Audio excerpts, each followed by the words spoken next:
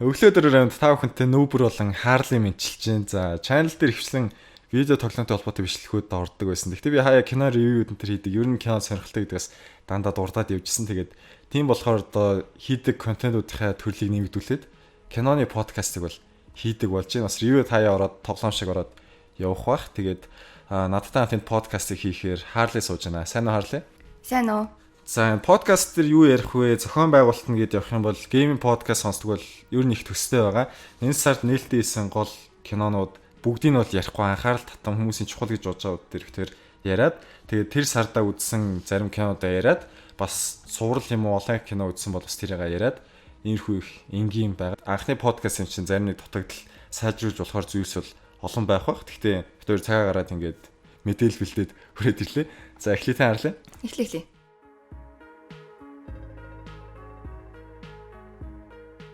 За 5 сард нээлттэйсэн кинодыг дурдаад явъя. Colossal гэдэг science fiction, гэхдээ ерөөхдөө romantic drama төрлийн кино байсан.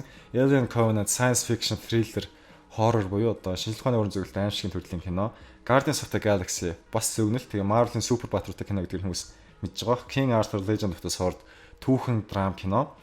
Pirates of the Caribbean Dead Men Tell No Tales буюу Карибын тэгсийн дээрэмчний шинэ гарсан байгаа. Далайн дээрэмчин үлгэр домгийн талаар адал явдалтай кино. За нээлттэйсэн кинонуудын хувьд бол энэ байна. Тэгээд өнгөрсөн сард үзсэн кинодоос бид хоёр ярина. Harley ямар кино үзв? Өнгөрсөн сард гэвэл би Cure for Wellness гэдэг аимшигын трейлер категоритой кино үзсэн байгаа. За түрүүн Newbury хэлсэн Guardians of the Galaxy 2 тэгээд King Arthur Legend of the Sword-ыг үзсэн байгаа. За King Arthur-ыг хүмүүс ямар очтой уурснаа гэсэн байж байгаа. Би өөр нэг сонирхоо үзсэн. Harley үзсэн болохоор яриул хийж таад бас зарим ревьюерүүд магтаад зарим нэлээд шүүмжлэх нь ямар очтой болоод сонсъё гэж бодсон. Үзсэн анименаас онцолж хэлэх юм бол My Hero Academy үзсэн. Тэгээд Natsume Yujincho, Natsume-гийн найзууд гэсэн тэрийг үргэлжлүүлж үзэж байгаа. Тэр нь болохоор юуны тухай юм бэ? Сүнс хардаг нэг залуугийн тухайгаар. За миний хувьд өнгөрсөн сард Hidden Figures гэдэг Оскарт нэр дэвсэн хар бүсгүйчүүд NASA-гийн одоо зөвлөлт толгойд тулстай байсан оддын танд ямар үүрэг нөлөөтэй вэ гэсэн киног үзсэн. The Whale ингээд Солонгосын хамгийн шилдэг сүүлийн хүмүүс их яриад байгаа юм шиг киног үзсэн. Тэгээд Boss Baby анимашн хөгжлийн киног үзсэн байгаа. За TV шоугийн хувьд би Samurai Jack-ыг үзэж дуусгасан. 2000 онд картун нэршил үздэг байсан бол энэ төгсгөлийг нас олон хүмүүс үзсэн ах гэж бодож байна. Тэгээд HBO-ийн Generation Kill гэдэг энэ Иракийн дайны эхний үйл явцыг харуулсан их сонирхолтой 7 актын мини series цувралыг үзэж дууссан байгаа. За ерөөдөө ийм юмнуудын талаар бит хоёр яриад өнөөдрийн подкаст бол болохоор байгаа. Тэгээд анх удаага киноны подкаст хийж байгаа учраас бас яаж сайжруулж болохоор байна гэдэг хүмүүс комментуудаар харамгүй бичээрэй. Бит хоёр боломжтой зүйлсийн мэдээж хэрэг нэмээд сайжруулад явна. Гейминг подкаст бас жил гараа хийсэн учраас одоо л нэг гинко төр ирчэндээ ороод нэг яриач гайг болоод бичлэгийн ансаж гэсэн нэлээд гайг болж ирж байгаа. Тийм болохоор бүгднгийнх нь хөдөлгөөр энэ подкастыг сайжирч байгаа шүү гэдгийг дахиад хэлмээр байна. За энэ сард нээлттэйсэн кинод орё тэхүү. Тий. За эхний кино Colossal-ыг ярив. Монголд нээлттэйсэн трейлер дээр нэг эмэгтэй сөүлд явж байгаа Godzilla шиг том мангасыг удирдаад байгаа талаар нэг тийм нийтийн кино юм болов гэж ойлгогдохоор л байсан. За үйл явдлын хувьд болохоор нэг ажилгүй архичин нэг тийм хүүхэн найз залуутай голөгдоод Америкт тэгээд төрөлх жижиг хот руугаа ингэж амьдралаа их шинээр зохиох гэж юм уу те сарлтынхаа дараа нэг сэтгэл санаагаа дэмжихэд одоо төрхөндөө буцаж байгаа нэг хүүхний талаар байгаа байхгүй юу? Бүхнийг шинээр эхлэх гээд. За тийм л гэсэн үг. Гэхдээ яг үерхэл нь бол яг тэр чигээрээ дуусчааг байхгүй юу? Тэгээд багийнхаа найзуудтай уулзаад хүмүүстэй бас харилцаагаа сэргийгээд тэгсэн чинь Багдад тоглосон тоглоомын хажуугаар явхаар тэр нь бөмбөрцгийн нөгөө талд буюу Сөүл хотод том мангас олж гарч иж байгаа талаа нэг тиймэрхүү үйл явдалтай байсан. За спойл хийхгүйгээр ярихад бол ийм байна. Чи үзсэн үү? Би үзээгүй, трейлерыг нь үзсэн. За үзсэн сэтгэлээ ярихынхаа өмнө найруулагч ревьюуд ямар байгаа талаар юун сайн байсан гэсэн талаар ярих гэж бодож байна. Тэгээд найруулагч нь болохоор Nacho Vigalondo гэдэг Испани найруулагч бол ажилласан юм байлээ.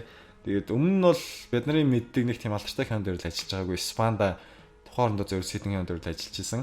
Тэгээд энэ киноны хувьд болохоор Rotten Tomatoes дээр 79%, IMDb дээр 6.4, Metacritic дээр 70%-тэй санснаас хамаагүй дээгүүр шүүмжүүд бол авсан байсан. Киног нь үзээд бол надад ерөөсө таалагдаагүй. Гол дүр нь угаасаа тийм ажилгүй. Тэгээд архичин найз залуугийнхаа гэрийг сүйтгэдэг байгаа болохоор анханасаа тийм дургүй өрмөр байгаа байхгүй. Гэхдээ инээдмийн кино шиг юм мөртлөө миний бодсоос хамаагүй их драма хүмүүсийн зөрчил харилцааг харуулсан юм шиг санагдсан. Би болохоор энэ Nacho Vigalondo гэсэн директорын хийсэн бас 2 3 киноны талаар мэдээлэл одоо YouTube-ээс олж авлаа л та трейлерыг үзээд Тэгээд ер нь саяны чиний хэлсэнчлэн хүмүүсийн хоорондын харилцааг их дадлж харуулдаг хүн шиг л санагдсан. Тийм кинонууд байна тий. Тийм ерөнхийдөө нэг тиймэрхүү чиглэлийн кино гэдэг юм лээ. Надад төрсөн сэтгэл гэх юм бол нэг энгийн амьдралыг арай нэг тийм сахилгагүй чөлөөт үзлээс харсан юм уу гэмээр нэг сонирхолтой кино нь Time Crimes гэж кино хийж исэн юм байлээ. Нэг эрэгтэй дуран бариад ой мод руу харсан чинь нэг эмэгтэй хүн хувцас тайлж харагчаад нөө чи нүдэндээ итгэхгүй дахиад урангаа аваад харсан чинь нүрээ ингээд нийл цус болцсон биентэр бооцсон хүн хараад нөө чин зог тусаад цочоод нэг газар руу зүхтаасан чинь тэр нь лаборатори болж таараад тэр лабораторид орсон чинь цаг хугацаагаар аялдаг машинд орж нуугдаад тэр хүн өөрийгөө клончилж байгаа байхгүй юу. Тэгээд ингээд бодит байдал дээр өөрөө нэг хувь өөрийнхөө өнгөрсөн үе гэж бас нэг хувь одоо ингээд хоёр хүн болчихлоо шүү дээ тийм.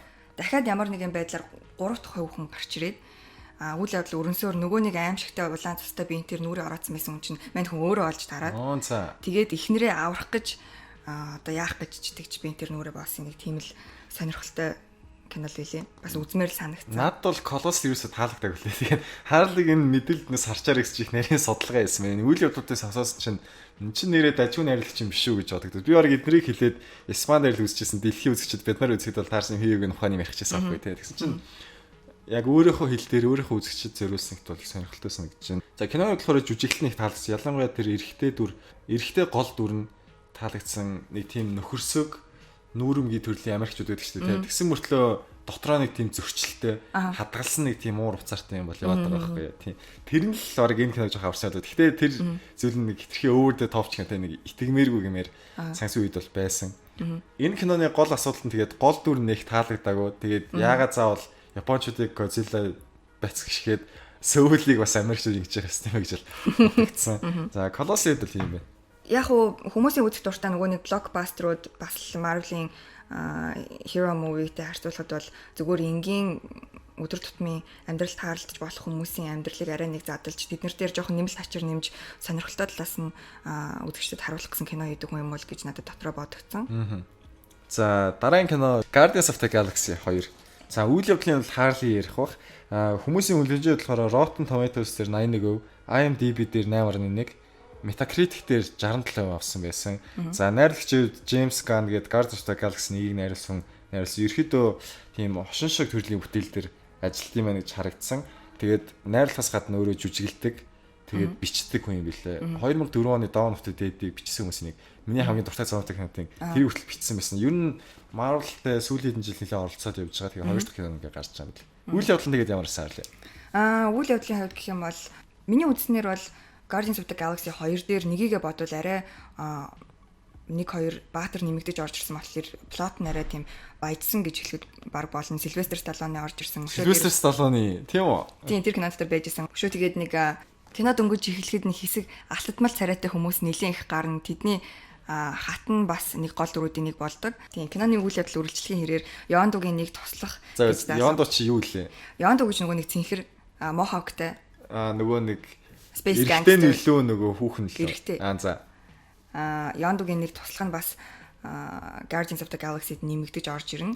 Тэгэхээр ерөнхийдөө нэг Guardian нэмэгдээд ирэхээр цаашаа үйл явдал яаж өрнөх бол гэсэн сонирхол их төрсэн. Guardians of the Galaxy-г ер нь үзэхэд бусад киног бодвол Marvel-ийн бусад киног бодлоо. Тийм, Marvel-ийн бусад кинондыг бодвол олон төрлийн баатар гаргаж ирээд тэднэрийнхээ бүх back story-г айгу гаргаж ирж харуулдаг болохоор надад айгу их сонирхолтой санагддаг. Тийм, honest trailer дээр чинь нөгөө Avengers-ийн Hulk гэдэг баг яриадсан шүү дээ, тий. Надад бол ерөөсөө тийг санагдаагүй. Guardians of the Galaxy-г үзэхэд нэг тийм гоё найзуудтайгаа яриад айгу тийм chill сууж байгаа юм шиг зүгээр л нэг өөрөөрөө байж байгаа тийм зугаатай хөвгчлөлтэй өмчүүд айгу гоё санагдсан. Тэрс Avenger болохоор нэг цаанаас л нэг tense бүгдээрээ одоо ертөнцийг аврнаад амтраа гэсэн тийм хүмүүс айгу болдог болохоор надад Guardians of the Galaxy хамаагүй тийм хөвгчлөлтэй light watch санагдсан. Тийм, эхний кинонд ч гэсэн Chris Pratt тоглоод яг тэр өөрийнхөө хошин шогийн мэдрэмж тэр бүжиглж байгаа хэсэг бүртэл ерөөсөө тийм байна гэж бодоагүй байхгүй. Тэгээ найруулагч нь ч гэсэн өөрөө тийм дуртай болохоор аргагүй тийм кино байх л та тийм. Тийм, найруулагч гэснээс найруулагчийн дүүн яг тэр нэмэлт Guardian болж орж ирж байгаа байхгүй. Тийм, айгу сонирхолтой факт л үлээ. Өшөө дээрээс Rocket-ыг дүрсэлж байгаа хүн найруулагчийн дүү юм байлээ л тийм. За. Хичнээн хоолой нь өөр хүнийх ч гэсэн нөгөө нэг Hangover дээр тоглолтыг залуу шүү дээ. Тэгээд хүмүүс нэгтэй нэг харьцуулж яриад шиг байсан. Нэгтэйгээ харьцуулахад яах вэ нэг болсон ч гэдэм үү. Илүү томруулж чадаагүй ч гэдэм. Тиймэрхүү яриад шиг л та. Надад тийг санагдаагүй. Нилийн удаж байгаад үзсэн болооч тэр юм уу би өөрөө бас айгүй expectationтэй үзхийнсэн гэдэг айгүй догтлцсан байсан болохоор их гоё санагдсан. Ялангуяа Японы Yayoi Kusama гэдэг артистуудыг сонсч ирсэн үү? Сая Нью-Йоркт нэг өөрийнхөө exhibition-ыг тавьсан байсан. Нэг өрөөнүүд рүү оронгууд тэр нь янз бүрийн өнгөтэй ч юм уу эсвэл сонин садан хэлбэр дүрсүүдийг бүгднийг одоо нэг тийм болгоод оруулсан. Тэгээ visual талаас нь харахад бол бараг л Yayoi Kusama-гийн музейд ороод ирсэн юм шиг их тийм өнгөлөг гоё спектакл гэж ярьдаг шүү дээ. Нийл салют олон төрлийн өнгө тийм харах мэдрэмжийг баясгасан гэж байна. Тийм. Яг тийм. Айгу гоё санагцсан. Тэгээд энэ удаад Baby Groot-ийг айгу харуулсан байсан мэдээж хэрэг хүн болгон л хараад гэж юм чи хамгийн эхлээд кино эхлэхдээ нэг задан болж байгаа байхгүй юу? Тэр үед нь Baby Groot бүжиглсээр байгаа л таарч. He didn't give a shit. Хүмүүс хоорондоо алцаал бэртэл гинтэл гэдэг. Нөгөө Groot ч бүжиглээл. Groot халдаач Groot болгоомжтой гэж хүн болгон загинж байгаа байхгүй юу? Нөгөө тийм ерөөсөө таахгүй. Тэгээ бас нэг хэсэг дээр нь Groot-ийн ингээд нэг уйлж нэг нулимс нь гарч байгаа хэсэг гараад би тэрийг хараад бараг л уйлсан. Нэг хөөрхөн жоох юм гээл юмд ингээд няцлагдаал уйлж байгаа байхгүй юу? Тэр хэсэг өөр кино бараг тэгж миний сэтгэлийн утсыг хүнд баха. Киноны хувьд бол ажгүй л байсан л дээ. Had its moments. Тэр чигээр юм бол кино байгаагүй. Тэгтээ киноны нэг том хэсэг болох аавынхын хэсэг бол надад нэх онц санагдаагүй. Бас нэг хайлайт гэх юм бол трейлер үзсэн эсвэл сураг сонсон хүмүүс мэдэж магадгүй. Яандуг I Mary Poppins y'all гэдэг фрэз юм гарцсан байсан шүү дээ ерөөсөө. Mary Poppins ч нөгөө нэг Английн хүүхэд тасрагч хаттай Magpie тэрийг үсчихсэн бол санааг нь ойлгох байх. Тэр хэсэг бол үнэхээр хөвгөлтэй байсан. За Harley яг spoiled болохоос өмнө таслаад энэ зогсооч гэж бодож байна. Ер нь бол дахиад үзнэ гэж бодож байна. Marvel-ийн шилдэг кинонд багтах кино юу? Ер нь бол би Marvel-ийн кинонууд их голдгүй шүү дээ. Намайг бодит амьдралаас ер нь холдуулж байгаа бүх кинонууд надад айгүй гоё санагддаг. That's very sad. Oh shut up. Гэтэ ер нь үзнэ дахиад 2 3 ч үзэж магадгүй. Тийм үү? За дараагийн кино бол Alien Covenant. Чи үзсэн нэг? Alien Covenant үзээгүй. Гэхдээ Alien franchise-ийн кинонуудыг бол ер нь үзчихсэн. Prometheus-ыг үзсэн үү? Үзсэн. Дажгүй санагдсан. Prometheus-ийн ерөөхдөө үргэлжлэн гэж хийж байгаа л да. Prometheus-ыг үзсэн хүмүүс санаж байгаа бол нөгөө нэг хамаг сансрын эрдэмтэд нь үхээд тэгээд нөгөө төрөлх гариг руу бид нар очно гэдээ дууссан шүү дээ. Тэгээд Covenant болохоор тэрнээс бас хэсэг хугацааны дараа өрнөж байгаа юм л та. Тэгээд нөгөө David тэгээд гол дүрийн эмэгтэй энэ яваад ягаад Дэвидийн нэрийг санаад байгаа гэхээр Майкл Фассбендер надад амар таалагддаг байхгүй. Гол дүрийнх нь эмэгтэйх нэрийг санадаг. Тэгээд тэр хоёр чинь цаашаа хайр гарийнхны гэрт нь очиж устгах ухааны яриад дууссан шүү дээ. Тэгээд тэрнээсээ хэдэн жилийн дараа үйл явдал нь болж байгаа байхгүй юу. Тэгээд үйл явдлын товчхон ярихад бол дандаа нэг гэрүүлийнх явж байгаа байхгүй юу. Хос хосороо. Тэгээд Alien кинонуудыг нэг мимигээ шоолцсон байсан шүү дээ. Харийнхан уурхачдын эсрэг, харийнхан хориглоодын эсрэг, харийнхан эрдэмтдийн эсрэг, харийнхан цэргүүдийн эсрэг гэснээр харийнхан тэнэгүүдийн эсрэг нүгтэй Prometheus-ыг тавьсан байхгүй. Тэгээд ингээд харийнхан хосуудын эсрэг энэ Covenant-ыг бичсэн байсан. За Ridley Scott-ийн хувьд бол Prometheus-ээс хойш хүмүүс бараг энэ хөвшрөөд энэ losing his touch уу одоо хийж чадхаа болж байгаа шиг энэ манай ухааны юм ярьсан. Надад бол анх үзэхэд бол таалагдсан нэг тийм epic гэж ярьдаг шүү дээ, тийм пөөх гэмээр нэг үнэхээр л нэг сансар тайргын газар очиод хайргаар юм харах юм бол бид нар тийг санагдах гэхээр нэг тийм сүртэйгээр хийж чадсан шиг санагддаг байхгүй. Тэгээд Covenant дээр ч гэсэн бас яг нэг тийм мэдрэмжийг төрүүлэх зүйл бол явж исэн. За Ridley Scott хэд л өөрөө 80-наас хүрж байгаа. Alien, удахгүй гарах Blade Runner-ийн анхны кино, тэгээд Gladiator, The Martian өнгөрсөн жил гарсан тэр энэ хийсэн л бүгдээрээ мэдж байгаа хаа. За Covenant-ийн хувьд Rotten Tomatoes дээр 73%, IMDb дээр 7, Metacritic дээр 67% бол авсан. Ерөнхийдөө надад таалагдсан интернетээр шүүмжлэгчд бол бас тийм ч их сайшаахгүй лээ. Өөрөө үзсэн хүний сэтгэлээ хэлэхэд яг ихлэ муулах зүйл нөх бол сансрын хэсэгчд тэр хүмүүс нэг арай л хайхрамжгүй тэнэгдүү байгаа юм шиг санагдсан л та. Бид нар ч сансрын хэсэгчд гээл бодохоор хайр гаргийн газар очин те гэл юунд нь ч үрсэн баг хүнийг алж мэдхэр юм гэж боддог шүү дээ. Аюулгүй байдлаа байнга сахиулна. Тийм баг музейд ороод сарны чулуу солирмөл төрхөөс ивэсэгдэх. Тэр хүмүүс баг өвөн гариг дээр ирээгээл тэгээ шууд хамаг юмд нь хүрээл. Дуулаг муулаг юмтай сүртэй устай явж байхын оронд барыг ноос малгай өмссөн явж байгаа юм шиг байна тэр. Тийм байгаа байхгүй юу. Тэгээд арай л гэртэй байгаа юм шиг үү? Арай л гэртэй байгаа шиг. Тэгээ хариуцлагагүй хансахын үрдэн тэр хүмүүс хайр гарагийн өвчин аваад тэгээд киноны үйл явдал бол яг өрнөл нь эхэлж байгаа байхгүй юу? Нэг гайхаад байгаа юм бол биш юм байна тийм. Тийм баг Монгол сансрын хэсэгчтэй явсан бол бараг санаа муутай амьд үлдчих хэлсэн. Тэг санагдсан. Тэгээд сайн зүйлсийн хувьд гэх юм бол киноны теншн буюу одоо яг юу болох вэ гэсний тийм мэдрэмж өгдөг шүү дээ. Тийм ингээл бие оторлол догтлол юу гарч ирэх бол яг тийм яг бол үнэхээр сайн хийж чадсан шиг санагдсан. Тэгээ өмнөх кинонд гарсан Дэвидийг бол гарсан тэр гариг нь тэр харийнхныхын гариг болж таарсан л да яваа. Тэгээд энэс илүү том биетэй хүн төрхтэй халсан нөхдөд юм уу? Тийм тэр халсан нөхдөд. Ер нь бол киноны учир утгыг цаашаа яваад үзэх юм бол хүмүүсийг яагаад алахад тэр харийнхныг бүтээсэн бэ гэхээр нөгөө нэг хүмүүстэй их тайван амьдрий харилцаа холбоо тогтооё гэд өөрсдийнхөө элчийг явуулсан ч хүмүүс ирнэ алдсан гэж байгаа байхгүй юу. Тэгээд гэсэн чи тэр элч нь хэн байсан бэ гэж чи Есүс Христ гэж хэлсэн байна. За. Тийм. Хантайгаа тэрслэнэ. Харин нэг тийм л болж таарад байгаа. Тэгээд Covenant-ийг бол Alien-ийг сонирхдаг бол заагаад үзэрэй гэж хэлэхээр тэр Colossus-ыг бол би 2 дахь гэж үзэхгүй. Covenant-ыг бол харин дахиж үзэж магадгүй кино гэж. Арай нэг deep төрлийн бас хүнд юм бодогдуулахаар. Тийм. Тэгээд нөгөө нэг Cthulhu энтергээд ярьдаг. Аашиг зохиол энтер сонирхдаг бол Lovecraft энтрийг бас сонсон болоо гэж бодож байна л да. Ерөнхийдөө ямар үзсэн аа гэхээр нөгөө cosmic horror буюу бидний мэдхгүй, бидний байдаг гэдгийг тоодгүй нэг тийм өөр бит, өөр огторгын хаа нэгтэй чи нуугчаа тэр хүчнүүдийн талаар тэр хүзэл санаатай зохиолуудыг хэлдэг.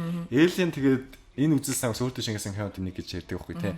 Бид нар нэг гариг дээр очивол хэний хийсэн мэдэхгүй байгууламжууд хөлгүүдийг хараад тий юу гэдгийг мэдэхгүй амттай дайралтаал тэд нар чи хүн чи сансрын сэжидийг хинч таахгүй зүгээр шууд алаад хоол хэл ичиж байгаа байхгүй тий. Нэг тиймэрхүү зүйлсийг авсан тэр Alien кинод бол таалагдаад байна. Covenant ч гэсэн бас тэр утгаар их тажигсан гэдэг байгаа. Нэг талаас харахны бас барууны орнууд бус орны соёлыг одоо нөгөө нэг хүндэлж үздэггүй өөрснийгөө л зөвхөн нэгдүгээр тавьдаг нэг тийм нэг ethnocentric, Eurocentric гэсэн үзэл бодлыг бас шүүмжилсэн төрлийн кино гэж болзошгүй юм байна. Ер нь тэгээд нөгөө нэг харь гаргийнхэнтэй кино тэр ингээ харийнхны довтолж байгаа тэр кино гэхээр ягаад чи нэг монголчууд Европт орж ирсэн нөлөө ч юм уу эсвэл нөгөө Ромын сэтгүүрний үед ингээл зэрлэгүүд орж иж ирсэн эсвэл нөгөө бүр хүрэл зэвсгийн үед далаагаас гарч ирэх хүмүүс бахан соёл ирж тусчихсан тийм түүхүүд юм л. Тэгээд тийм бас санаа сэтэл авсан гэхээр бид нар бас тэр зохиолуудаа санаа өгсөн юм одоо нэг юм болоо гэж боддог. За дараагийн кино King Arthur Legend of the Sword буюу Артур хаан Элдний домог гэсэн байсан. Харли яагаад үзсэн бэ? Анхны тэр King Arthur-тай киног үзчихсэн нэг Ромын генералууд тэгэл зэрлэг хүмүүсийн нийлэл баахан саксончуудын товтлог зогсоод талаар нэг тийм кино байсан. Би тэрийг үзээгүй яг үнийг хэлэхэд King Arthur гэдгийг сонсоод нөгөө хүүхэлдэйн кинод талаар бодож байгаа чинь Merlin гэдэг нөгөө өвгөн те. Тэрнээс тэр нөгөө киног нь үзээгүй. Энийг яагаад үзсэн гэхээр obviously Charlie Hunnam ямар л эмхтэй Charlie Hunnam дургүй вэ гэж. Би эрэхтэй болохоор энэ нэрийг Google хийсэн Шимбэгдийг мэдэхгүй болчиход. Crimson Peak дээр тоглосон. За тэгвэл Sons of Anarchy мэдхүү? Тийм. Sons of Anarchy-гийн гол дүр Jax ахгүй юу? Нөгөө хамгийн залуу нөө. Тийм урт устэй залуу. Шар устэй. Би өөрөө Sons of Anarchy нэлийн итгэвтэй үздэг байсан болохоор бас Charlie Hunnam айгу дуртай. Sons of Anarchy дуусаагүй шүү дээ. Дууссан. Одоо тэгтээ дахиад spin-off. Тийм spin-off хийж байгаа шүү лээ. Тэгтээ яг үнийг л сүүл рүү надад арай л дэндүү дарк санагдаад би өөрөө түрүүний хэлсэнчлэн бодит амьдралаас хоол юм дуртай. Бодит амьдрал яг нэг тийм нийгмийн хаар бараан depressing юмтай нэлээд ойртод ирэнгүүт нь за боли. Life is already pretty miserable in some parts of the country. Earth гэж одонгуудаа за байл ерөөсөө үзгээ байлцсан. За. Тэгээд үйл явдал. Үйл явдлын хувьд гэх юм бол хааны хүү хаягдаад хүмүүс олж аваад grows into a fine young man. Айгу том сайхан залуу болоод тэгээд Артур хаан болож байгаа талаар юм байна шүү дээ ер нь бол тийм. Гэхдээ сэлмээ суулж авч байгаагийн талаар бас онцолж ярихгүй болохгүй. Яг тэр мөчт нь David Beckham байсан кинонд нь. Спойлер уу? Гайг баха угаасаа хүмүүсний үзэхгүйсэн кино гэдэг. Тэгээд энэний хувьд нөгөө нэг ревюуд нь айгу муу байсан л та. Rotten Tomatoes дээр 28%, IMDb дээр 7.3, Metacritic 42%. Тийм ерөнхийдөө нэг жинтэй гой сонирхол төрүүлэр кино яг болоогүй лээ. Нэг хүлдэцтэй кино бол биш юм байна шүү дээ. Тийм бас боцноос арай жоохон disappointing л байсан л да яг үнийг хэлэхэд нэг тийм үйл явдал нь өрнж өгдөггүй ч юм уу. Удаан хэмнэлттэй гэх юм уу? Тийм бараг л тэгжилж болно доо.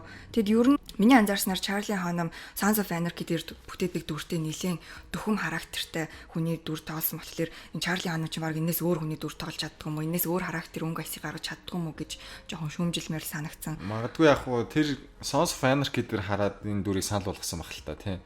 Тэр талаар би судлаад үзэхэд Charlie Hunnam харин ч эсэргээр өөрөө Guy Ritchie дээр очиод hey man би энэ дүрийг үнэхээр авмаар ин гэж хэлээд бүр нэлээд их синхруулэг хийж энэ дүрийг авч ирсэн байлээ. Тэрнээс өмнө болохоор Guy Ritchie өөр хүнд энэ дүрийг өгнө гэж бодсон байсан. Charlie Hunnam өөрөө хэлэхдээ бол би энэ киног баг үзэж өссөн киногч гэжтэй энэ жүжигийг би үзэж өссөн. Энэ кино тоглож байгаа их нэр дүрийн хэрэг гэж ярьж исэн. Тэгээд кинон дээр Дэвид Бекмыг харах бас их surprising байсан. Киноны нээлтэн дээр нь Дэвид Бекхэм хүү Бруклин Бекхэмтэйгээ явж исэн. Гэхдээ би Бруклиныг бол тэр кинон дээр харсан гэж санахгүй байна.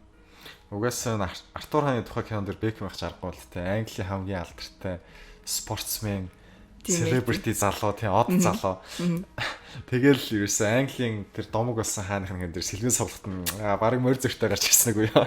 Үгүй харин ч амар тийм lame дүрсэн л та би бүр ихлэ shit яа энэ мөн үү гэж бодол. Тэгээд дуу хоолойг нь сонсонгоо Бекхэм ч угаасаа айгу тийм амар өрмөц хаалаад тийм шүү дээ. Өөрөөс нь гарахааргүй тийм нэрийг хоолоод тэгээд мөн байна. Манай Бекхэм мөн байна. Яг мөн лээсэн. Зөө. King Arthur-ид бол нэг иймэрхүү болсон юм байна тий. Тэгээд ер нь Артуран ч нөгөө бод хүн байсан хэсэг айгүй эргэлзээтэй тийм. Эсвэл нэг Ромын цэргийн дарга байсан. Эсвэл Английн өөрөө тийм англичуудын иршээлээр тэмцэгч байсан. Янз бүрийн лонлууд идэв юм. Тэгээд нөгөө хааны удмын хүү байсан гэдэг талаас нь киног хийсэн юм байна тийм. Яг кино юу харуулах гэдээсэн бэ гэхлээр миний ойлгосноор бол Артур хааныг энгийн ард иргэд өсгөөд яг энэ кинон дээр болохоор нэлээд тийм болохгүй бүтггүй neighborhood-д өссөн байхгүй. Агшин тэгсэн ч гэсэн ард иргэдийгээ боддог. Зүг буруугийн ялгааг айгуу сайн мэддэг. Хичнээн нэг ойлгохтой газар өсөөгүй ч гэсэн өөрөө болохоор их ёс журдтай хүн болж хүмүүжсэн гэдгийг нь харуулах гэсэн гол санааны болов гэж бодсон. Яг тэгвэл нөгөө хааны үр удам гэдэг утгаараа. За King Arthur-ид бол нэг иймэрхүү. Harley бол ихтэй дахиж үзэх үйл үзэхгүй юм байна шүү дээ, тийм. Үзэхгүй. За ойлгомжтой. За дараагийн кино Pirates of the Caribbean. Карибын тэгсийн дээрэмчид Dead Man Tell No Tales. Үхсэн хүнээс үгүй асуух юм одоо тийм. За үйл явдлын үед энэ далайн дээрэмчдийн ангуучин Ахмад Салазар гэдэг нэг Испаний ахмад байсан юм байна лээ. Тэгээд нөгөө нэг Jack Sparrow ч очиод мань хүнийг дөнгөөд тэгээ нэг чөтгөр мүтгэрийн гурвалжин гэж нэг юм өрхтөж оруулаад тэгээд Салазар нөхшөөг авах гээд ирж ирж байгаа талаар нэг тиймэрхүү юм гарах юм шиг. Би ер нь хизээ хэсэгт үзэж магадгүй гэж бодож байгаа кинохоо трейлерыг үздэг болохоор хальт synopsis гэдэг үйл явдлын тайлбарыг хальт аваад ингээд энд ирсэн. Тэгээд болохоор угаасаа спойлер байхгүй.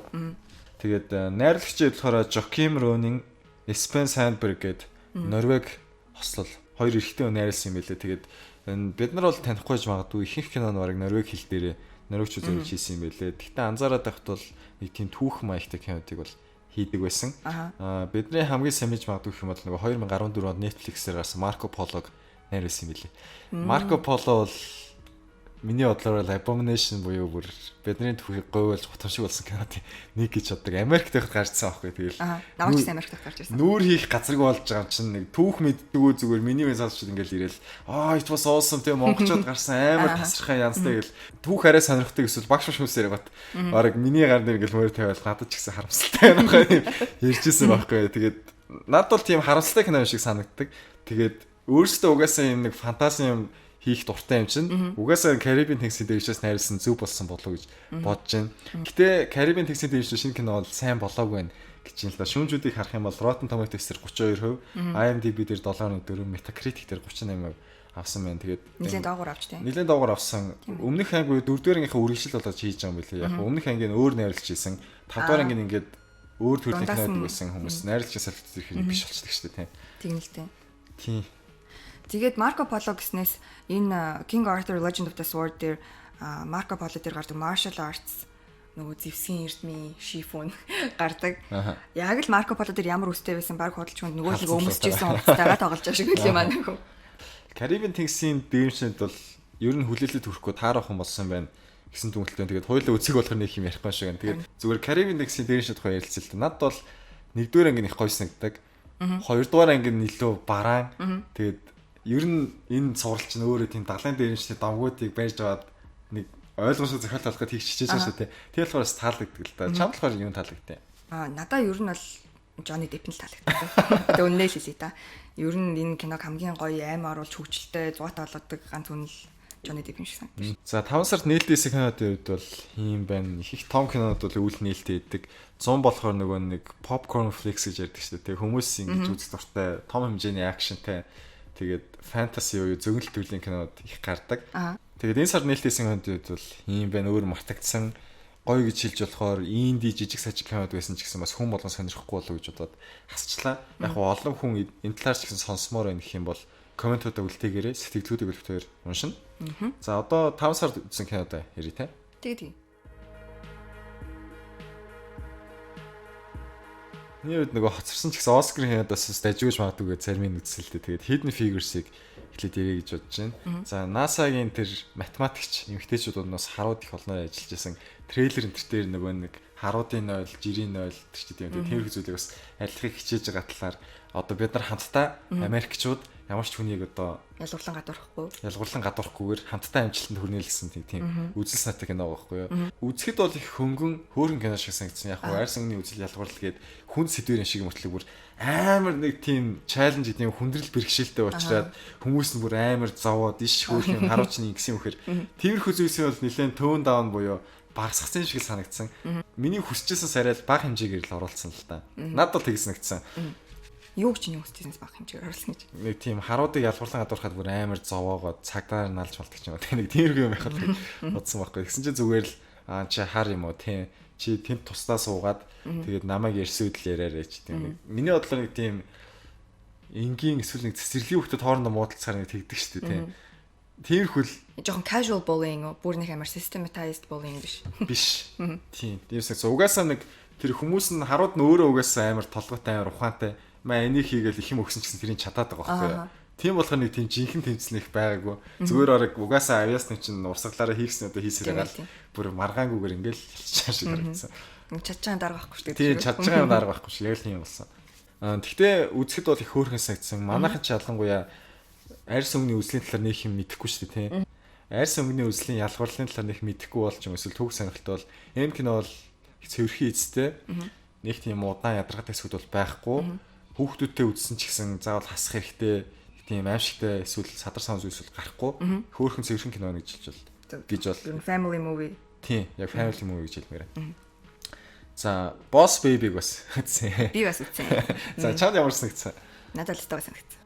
За үйл явдлын хувьд болохоор нөгөө хүүхдүүдийн ингэж тэнгэрээс гарахаа шийдээ зарим нь тэр тэнгэр дээр үлдээд одоо өдөртөө халдван тушаал тэр хүүхд гаргадаг бизнесийг одоо авчиж байгаа тэр тийм corporate буюу албан газрын соёлыг харуулсан одоо дэлхий рүү ингэж томилгоогоор ирж байгаа хүүхдийн талаар бол гарч байгаа. Тэр нь болохоор Boss Baby нөөрөө байгаа. Тэгээд нэг айл дээрээ нөгөө хүмүүс хүүхдүүдээс л тэр тэжээр өмтөд ялангуяа нохоог их хайрлаад байна. Тэрийг талсан зогсоохоор энэ тэргээ тиймэрхүү хөөрхөн үйл явдалтай. Ер нь манай бизнесийн нохооны бизнес даруулж шүү хүмүүсээ нэг бодцоохгүй болохгүй нэгэд төсөл хэрэгжүүлээд. Тийм төсөл хэрэгжүүлж байгаа талаар хүмүүст бол нэг таалагдав гэсэн. Би бас нэлээ хүлээлт доогууртай үзсэн л дээ. Тэгсэн чинь том алан байгуулах ч юм уу тийм corporate соёл донд байж үдсэн бол тэр хошин шогийнх нь мэдрэмж ярьж байгаа энэ яг on point байгаа байхгүй юу. Үзэл энэ нэрээ яг тийм байдаг шүү те гэл өгтлээ энийгээр тэгсэн мөртлөө жоохон хөвгдөд тэр нь их гаргаж ирж байгаа тэр хошин зүйлс нь бүр яг оновчтой гоё санагдсан надад. Яг ялангуяа тэр дараагаас ирж байгаа дарамт чахалт бол амар мэдрэгч байгаа байхгүй урдсан дуграал айгу заваа бол нөгөөтг нь. Тийм тэгэл хамтран ажиллагсад тэр өөрөөр төрлийн хүүхдүүдийг харууллаа. Багийнхнаагаа чинь загнаж байгаа байхгүй юу. Ямар ч албан газар байдаг хүмүүс юм тийм. Гэхдээ яг хүүхлийн кино гэдэг утгаараа их хөнгөн энгийн байсан. Тэгээ киноны зохиолын хувьд бол нэлээд том алдаа болнод харагдсан. Тэр асуудлуудыг хизээч шийдэггүй тайлбарлаж өгөх нь бас жоохон тиймхий санагдсан. Яг хуу дараа нь бүр найзуудараас ч юм уу ганц нэг удаа хийж үзэх. Тэрнээс бол тийм сод бүтээл бол болоогүй лээ. Тэгтээ бол фан watch байсан. Тийм тэгтээ бол үзэхэд хөвгчлөлтэй байсан. Тухайн үед их гоё байсан. Тийм. За дараагийн кино The Whale ингээд солонгос аимшиг кино. Яага. Ер нь Аз аимшиг кино гэхээр нөгөө урт үстэй охин сүнсүүд байх болов гэсэн бол тийм байгаагүй. Ер нь сүүлийн хэдэн жил солонгос кинод хүчтэй болж байгаа кино сарагчд бол анзаарч байгаа болов гэж бодож байна. Ялангуяа нөгөө Train to Busan байсан тийм. Тэрний өмнө The Flu байсан. Snowpiercer сүүл гараад их дажгүй кинод байсан. Тэгээд энэ их дажгүй кинод ойрдох олон гараад байна. Тэгээд тэдний нэг бол The Whale юм байлаа. Тэгээд үйл явдлын хувьд болохоор нэг солонгосын жижигхэн аймын төв юм уу жижигхэн тосгонд хүмүүс үхээд байгаа байхгүй юу. Тэгээд тэр цагтаа мөрдөөд нэг сумын цагт хэсгийн төлөөлөгч юм байна. Эхэндээ бол хөгжлөө тэр цагийн амьдралыг харуулал бүтлгүүтүүдийн харуулал манай хүн бол тийм шилдэг сайн хүн бол биш. Зүгээр л нэг цагтаа. Not the sharpest tool in the box. Нэг тийм шилдэгүүлийн нэг биш зүгээр ингээл нэг амьдрах чил ядж байгаа нэг цагтаа байхгүй. Тэгээд кино үргэлжлэхийн хэрээр тэр тосгоныг ямар нэг юм муу юм шүглцэн гэр бүлийнхнийг нэг муу юм дагаад байгаа. Тэр нь бүр нөлөөлөд байгаа нь харагдаад киноныг тийм энгийн баг зэргийн тийм хөгжлөлтэй шиг байлаасаа их сериосны төгсгөл рүү бүр нилээн хүндрээд дуусч байгаа байхгүй. Тэр шилжилт бол их таалагдсан. Тэгээд эхнээсээ л зарим киноч бүр тодорхой гэдэг чинь тийм. Энэ тэгэл учрыг нь олоод сүнсийн дараа л дуусчих юм биш. Тийм мөнгө өстэй кинонд. Тийм энэ кинон дээр болохоор аажмаар бүр ингээл бараан болол хүндрэл байсан. Тэрнээсээ гадна нөгөө тэр цагдаагийнх нь охинд нь бас нэг юм шүглчээд байгаа байхгүй тий. Тэгээд хэд хэдэн хүчнүүд бас тэр дунд нөлөөлөл үзүүлэх гээд хичээгээд байгаа байхгүй. Зарим нь сайн юм шиг, зарим нь муу юм шиг. Гэхдээ хэн нь сайн, хэн нь муу мэддэхгүй байгаа байхгүй. Эцсийн мөч хүртлээ тэр нь тодорхой болохгүй. Төгсгөл нь болсон ч гэсэн хэн сайн хэлсэн юм бол бас бодогдохоо юм гэсэн. Нэг болоод өнгөрвөө гэсэн шүү. Тийм барыг толгой өтгөр ухаан яа. Тийм тоглоод гэдэг. Тийм кино байсан. Тэгээд Harley үзээгүй бол үзээрэй гэж хэлье. Би үзэхгүй. Тэгээд аим шиг кино ч гэсэн Америк кино шиг тийм jump scare гинт цочоох гэдэг юм бол байхгүй. Тэрийг бол би бол баттай хэлнэ. Яг уу зарим нэг одоо нэг амар юм гарах нь гэж бодоход бол тэр нь бол байна. Тэрнээс хүнийг одоо цочоох гэдэг матч гэдэг нэг тийм юм бол ерөөсөй байгаагүй. Юм болгоно учир шансантай хүний тэр нэг айдсанд төрж байгаа мэдрэмжийг нэг ихт алдагдуулах. Нэг тийм нэг айх мэдрэмжийг нэг цуглаж яадаг шүү дээ. Тэр нэг хашгирчгаар бүх юм тараад алга болчихдаг. Тийм байх нэг тийм эцсийн хүртэл гэж буслаж байгаа л тэгээ нэг киноны тайлаад нэг тийм удаан хэмнэлтэй тайл нэг кайфтай нэг явцны их гоё. Удаантай. Тийм. Өстой гоё кино байсан. Тэгээд төгсгөлийн бас нэг сайн ойлгож чадаагүй болохоор тэгээ Barber Shop гэдэг The Next гэдэг нэг өсчний газрын тухай нэг хараад байх тухай инээдм кино гэдэг шүү дээ. Ice Cube, Nicki Minaj энэ тоглосон. Тэрийг үзэл нэг амар хүнд кино үзчихэд нэг хөнгөн бод шаардлагагүй киноор нэг дараалал үзсэн. Яг хичээл за сайхан боллоо гэж гоёсэн. Гэхдээ The Wailing-ыг бол кино сонирхдаг, аашингаа сонирхдаг хүмүүсээ би бол заавал дахиж үзнэ гэж бодож байна. Яг тийм олон дахин үзэх тусам багс юм улам их анзаараад тэр киног улам их ойлгодог нэг тийм кино нэг лээ. Яг уу нэлийн гүнзгий кино юм. Нэлийн гүнзгий кино. Өөр дээрс Америк кинотой харьцуулах юм бол нөгөө The Witch-тэй харьцуулж болохоор жиг санагдсан. The Witch-ийг үзсэн бол энэ киног төсөөс нэгдэх болоо гэж бодож байна. За Harley ямар кино үзв? Бас аим шиг кино үзсэн гэсэн тий. За би ер нь бол нэг аим шиг кино үзээд байдаггүй. Гэхдээ Cure for Wellness гэдэг киноны трейлер гармагт би ер нь үзье гэж шийдсэн. Яг тэгвэл трейлерыг үзэж яах нэг хүмүүсийн айцуудыг бүгдийг нь харуулсан байсан. Аалзнаа сайхан айц ч юм уу, харанхуугаа сайхан айц ч юм уу. Хичнээн насан турсан ч гэсэн хүний нэг байнгын нэг айц чихүүц төрдөг юм байдаг. Тийм нэг тиймэрхүү юмнууд байдаг. Тэр болгоныг харуулад тэр нэрийг харахаар Cure for Wellness. За магчилж орчуулбал эрүүл байдлаас эмчлэгдэхгүй гэсэн л үг байна л да. Гэхдээ би нөгөө wellness гэдэг үгийг яагаад ч юм тархин дотроо шууд хаянгуудаа эдгэрх гэдэг дээр амар төвлөрөнгөтэй. Би энэ киног үзэх юм бол айцаа даван тулах чадвартай болсон юм байна гэж шууд тэгж бодоол яагаад ч нөгөө эмгтэй хүний дотроо ургуулan бодож нэг шал дими юмд уурладаг, дими юмд баярлаг нэг тийм зан яг нөлөөлчих шиг болсон. Үлбэр уншихгүй гэж яг нөгөө. Тийм нөгөө гинт дүгнэлтэд хүрсэн. За энэ киног л үзэх юм бол би баг юм юмнаас айхаа болох юм байна гэж баярлал ганцаараа нөгөөтэй ч үзсэн чинь бүр сүултээ депрессэнд ороод юмнаас баг нэмж айж байдаг болоо. Ер нь надад айгу хэцүү санагдсан юм киногүй. Тэгэхээр Америк юм шиг кино байсан. Подкаст сонсож байгаа хүмүүс зүгээр нэрийг сонсоод юу яриад нэг гэж бодож байгаа хэл тийм. Энэ бол ерөнхийдөө Америк жүжигчтэй Америк кино байсан. Гэхдээ би судалгаа бол нэг хийгээгүй. Цаашаа тэр директор зохиолч найруулагч нь хаана хүн байсныг бол би мэдэхгүй. За энэ кино нь юуны талаар юм бэ гэхлээр ерөнхийдөө нэг амралтын газар байна. Амралтын газарт нь хүмүүс очиж эмчлүүлдэг. Юунаас эмчлүүлж байна гэхлээр өдөр тутмын стресс биднэрт ажил дээр гараад ямар стресс тулгардаг, амьдрал дээр ямар стресс гэдэг тэрнээс бүгднийг эмчилнэ, ангижруулна гэсэн нэрийн доор нэг л тийм хабараа болоод тийм ер нь бол сэвлэл гэсэн үг. Нэг л тийм нэг буруу юм хийгээл байгаа нь мэддэгдээд байгаа байхгүй. Кино эхлэхээс ахуулаад хүн болгоно ингээд бүгдээрээ цагаан хувцастай эмчнэр нь цаанаа л нэг сэжиг төрүүлэм. Энэ кинон дэр гарч байгаа тэр фобиануудыг нэлийн дэлгэрэнгүй харуулад хүний одоо жишээ нь аалзнаас айдаг хүн байх юм бол яг тэр ингээд аалзыг хараад бүр ингээд тэрнлүүн зүүмлээл нөгөө хүний чинь улам айхаар тийм сценариуд айгүйх гарч исэн. Хүний одоо хамгийн одоо бараг цаанаа нууж авдаг айцуудыг бүгднийг ингээд ухаж гаргаж ирж тэрийн тэгээ тэрүүн дээр ашиглаад тийм нэлийн тийм гүн сэтгэл төрүүлсэн. Ерөнхийдөө киноны үйл явц гэхээсээ илүү би айгүй их сайд тракт болоод харуулж байгаа юмнууд нэлийн их стресссэн болохоор би киногоо яг үнийг ихэд дуустал нь үзэж чадаагүй. Би чиний ярьж байгаа өчрийг олохгүй зовоол ингэ бодоосон чи өөр. Яг энэ кино яг яаж дуустыг би өөрөө ч мэдэхгүй байна л да. Гэхдээ ер нь гол дүрийн залуу энэ имлэг энэ суйлалт ямар нэг юм болохгүй байна. Хүмүүс нэг л биш байна гэдгийг мэдэнгүүтээ тэрийг олж илрүүлэх гээд бас триллер маягийн жоохон мөрдөд яваад байдаг байхгүй. Тэгээд тэр залуу үнэхээр юу болохгүй байсныг олж мэдсэн байх гэж найдаж байна. Тэгээг бол энэ стрессний киног баг үзсний ер нь хэрэггүй гэж би бодож байна. За аим шиг кино эсвэл тийм гормор цус нүж заваа ямд дургуул бити үзэн юм ба шүү дээ тий. Гэхдээ гор гэхээс илүү хүний яг сэтгхүүгээр амар наадсан кино байхгүй юу? Тийм. гинт нэг ойрлж цачаадаг биш бүр хүний бүр гүн рүү нэвтэрдэг нэлээд дип кино байсан л та. Бас киног анзаарч яхахны түүхийн бас философийн одоо референс гэх юм уу түүх философийн талаар бодогдуулахаар нэлээд олон символууд байсан. Аим шиг кинод чи ер нь тийм их ашигладаг шүү дээ тийм. Ер нь их сонирхолтой кино байсан л да. Бүр хамаг сонирхол төрүүлээ хийчлээ ерөөсөө. Гэтэ би үз сонсаагүй л дээ гэж хаал ерөөсөө. За дараагийн кино. За өнгөрсөн сард үзсэн дахиад нэг кино гэх юм бол Beauty and the Beast үзсэн. Миний сонсноор болохоор нөгөө Emma Watson чи Harry Potter-аас хойш кинонд өрхөөр намайг Hermione-г хараад хүмүүс өрөөд би өөрийнхөө чадвараар кино тоглоно гэсэн гээл тест байгаа л Beauty and the Beast тоглолыг сонслоо. Яг өмнө нөгөө Perks of Being a Wallflower-ыг үзчихлээсэн. Гэтэ бас их зорж хичээж тоглосон киног сонссон. Тэгээд Harley үзсэн бол ямар ч нэгэн сонсъё. Надад ер нь таалагдсан. Бас хүүхэлдэйн кинотойгоо яг усны тус шиг адилхан биш байсан болохоор something to look forward to бас арай нэг сонирхол төрүүлэхээр хэсгүүд гарч ирж байсан.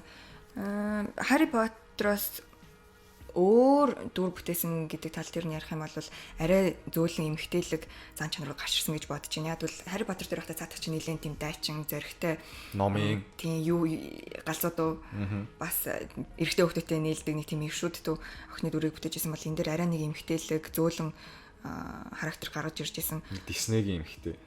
Тийм. Ер нь гүнжил юм чинь. Honest trailer дээр бол хүүхэлтэйг шоолоодсон шүү дээ, тийм. Тэр хаан юм уу, ханхуун юм уу, ажилдаа үнэхэр муу болохоор дэрэгдэх тосгоных нь хүртэл юм байдгийг мартцсан.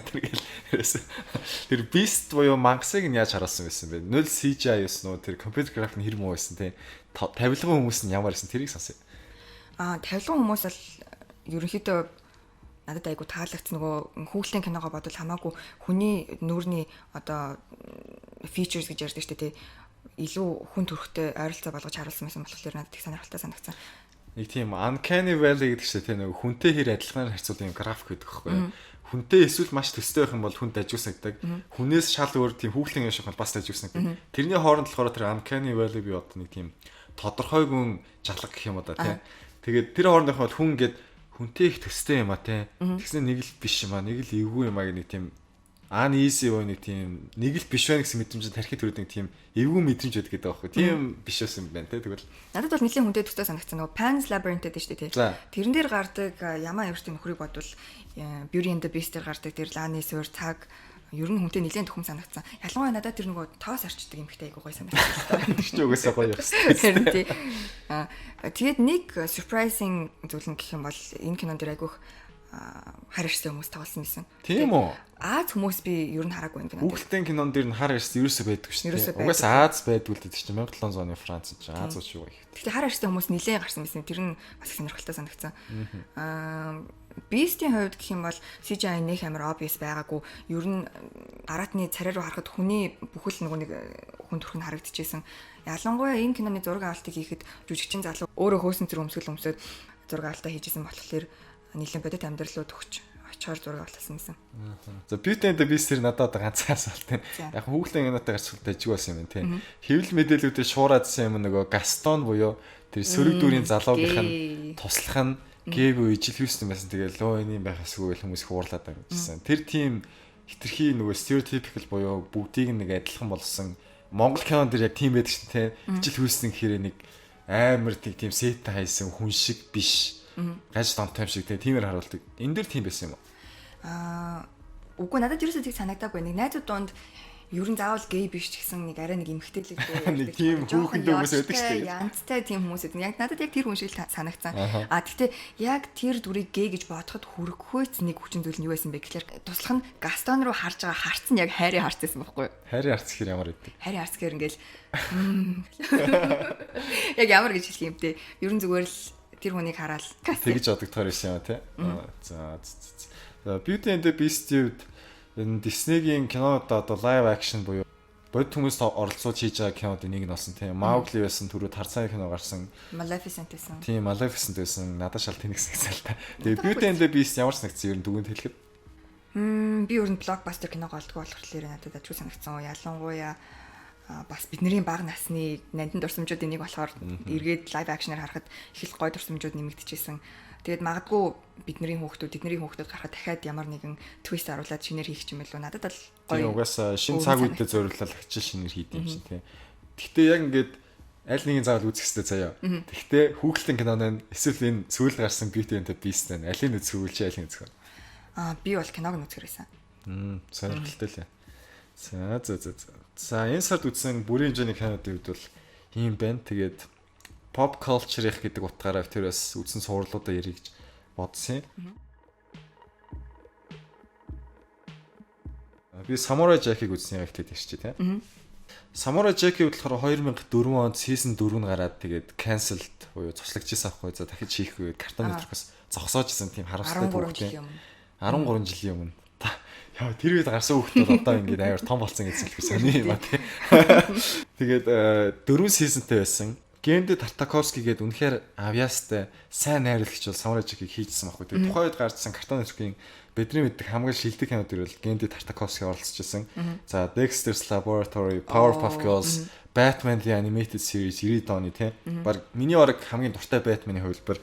Тэгээ Grim Adventures of Billy and Mandy. Одоо сүүлбэр нөгөө Steven Universe-ийн pilot буюу эхний ангийн хүртэл хийжсэн юм лээ. Одоо бас олон хүмүүс сайн гэж ярьдаг. Тэгээд яа тэр үед гарсан Clone Wars гэх Star Wars-ын бүр амар тасархай богинохан анимашн гэж хийжсэн аахгүй. Action бол янзтай, style бас янзтай. Тэгээд Samurai Jack бол энэ үний баг бүтээлүүдийн миний талаар ориглоно гэж боддог байхгүй. Тэгээд нааш тухайд cancel болоод харамсалтай зүйл болсон. Тэгээд 13 жилийн дараа Cartoon Network-оос болоод Adult Swim сууг эрхийг аваад тэгээд за Тартаковскийн чи энэ сайхан сурлаа дуусгаа. Тэр чинь их үү гэдэг ингээд боломжийг олгоод сүүлийн season гэдэг энэ анги бол гарсан байгаа.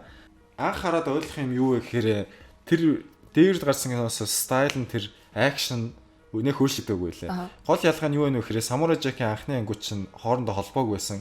Зүгээр л өдөр болгон Jack-ийн өөрөөр адал адал гардаг тийм байсан. Тэгсэн чинь final season болохоор төгсөх ёстой гэдэг жоохон шахалт дарамтанд байсан юм ба. Бүх ангууд нь хоорондоо үргэлжилсэн үйл явдалтай. Binge watch гэдэг чинь нэг дор бүгдийн сууж аваад үзэж болохоор нэг тиймэрхүү форматны санагдсан л та. Анхны Samurai Jack-ийг бүгдийн нэг дор үзэх хэрэг нэг хэцүү байдаг байхгүй ядраад идэх үзгээд хоорондоо хамаарлаг болохоор тийм байсан. Тэгээд too much to absorb. Тийм хитрхи олон өөр үйл явдал байна. Нэг юм үргэлжилсэн үйл явдал биш. Тиймээс болохоор харин final season бол үргэлжилсэн үйл явдал байсан.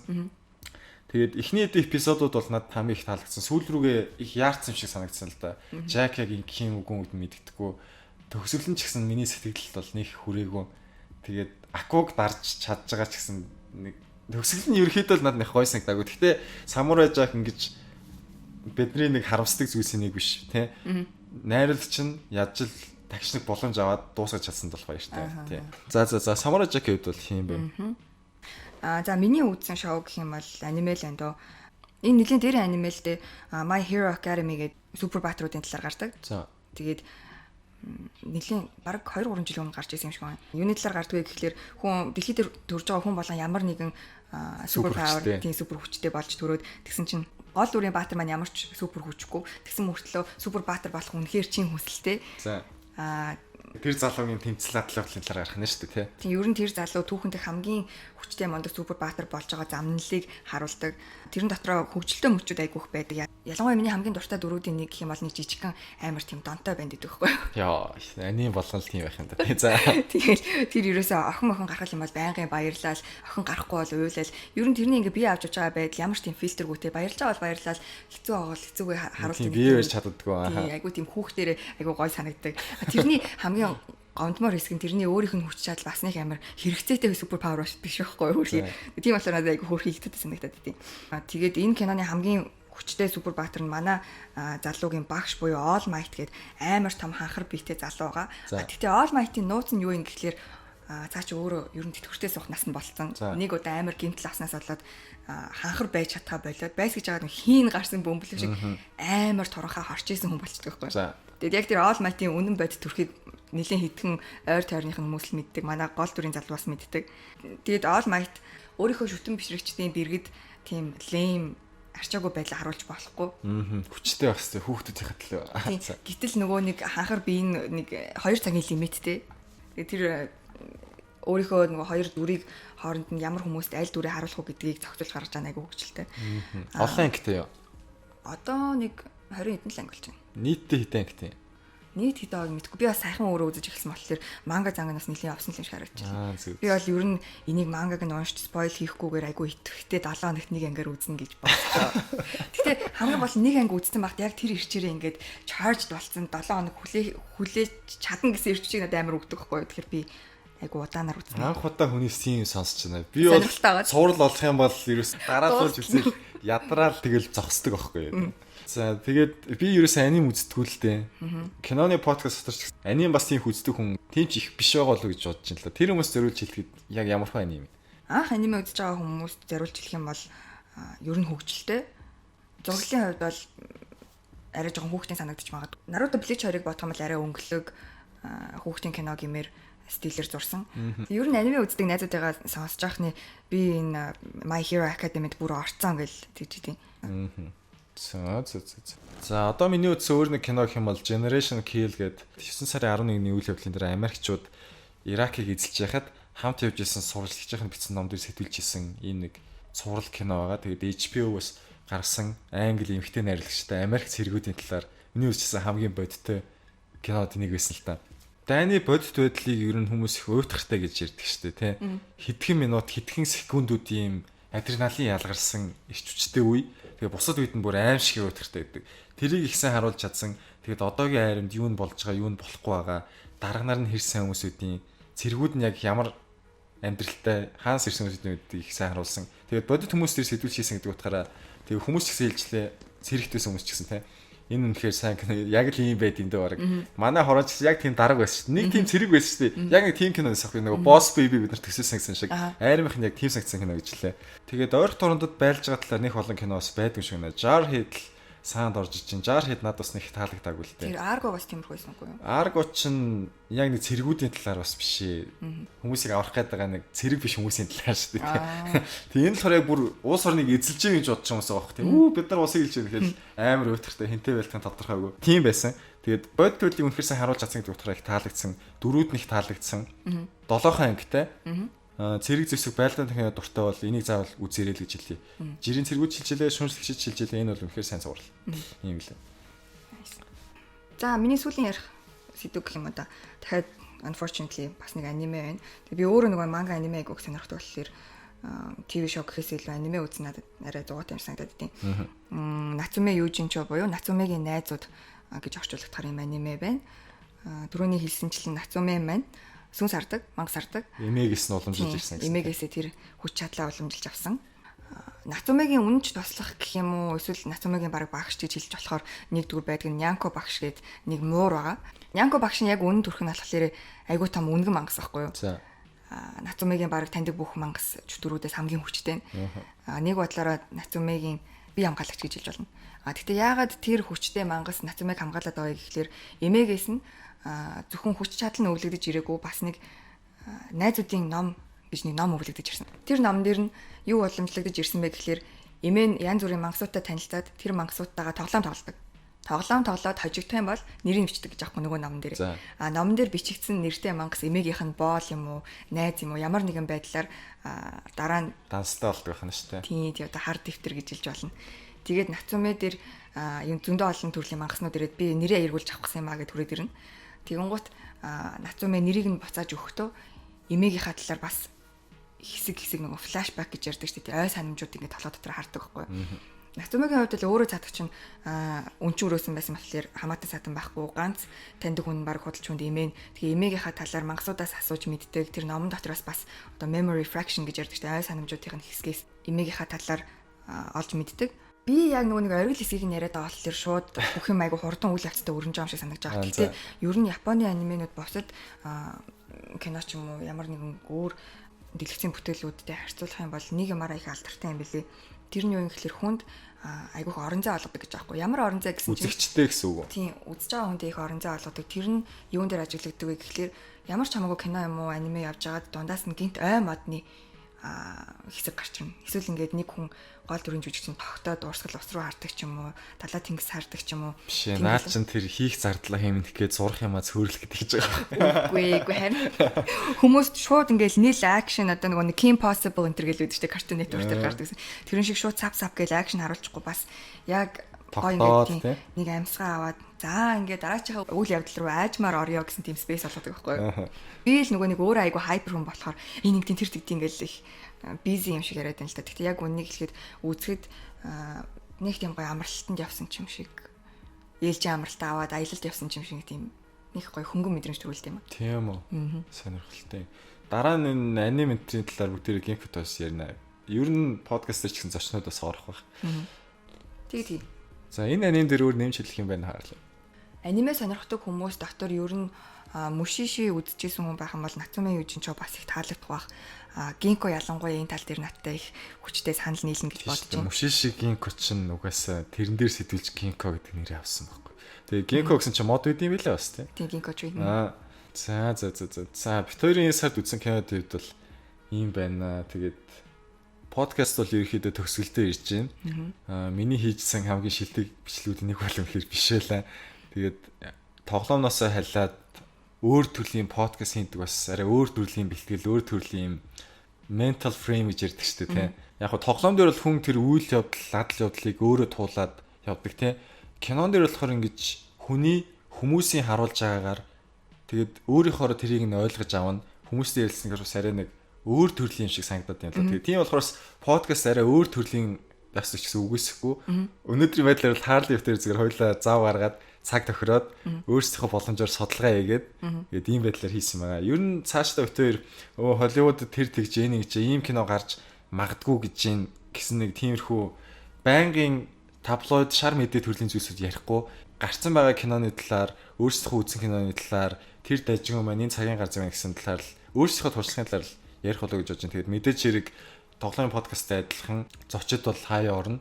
Тэгээд гейм подкасттай адилханаар дараагийн подкастууд илүү сайжраад хүмүүс ямар сэтгэл хэлэх нү те тэрэн дээр үнслээд бас өөр зүйлс оруулаад нэмж хасаад битүүрийн яриач гэсэн хамаагүй цэгцрээд ирнэ гэж бодож байна. Одоо ч бол нэлээд замбраагүй ойлгомжгүй юм бол их ярьсан болов жоох муухралсан байх гэж бодож байна. Тэгэхээр уучлаарай. Би бас хоёр анимейтыг амар дэлж орж ирсэн байх. Бас хүмүүс гайхсан байх. Тийм тэгээ ер нь ямархуу төрлийн юм энэ киноны подкастаас сонсомоор байна гэдгээ Harley битүүртэй хуваалцаарай. Аниме талаар үнэхээр сонсох хүсдэг хүмүүс ч болох юм те. Тэр цувралыг үзээрэй, тэр анимыг үзээрэй гэх юм бол битүүр боломжтой бол үзэн. Тэгээд хамтдаа энэ подкастаа сайжруулъя ингээд тоглоомоос гадна өөр төрлийн имжлэг хийж байгаа үнэхээр баяртай байна. Harley-да цаг гаргаад ирсэнд маш их баярлалаа. Тэгээд дараагийн имжлэг хүртэл түр баяртай. Нүүбэр болон Harley байлаа. За баярлалаа.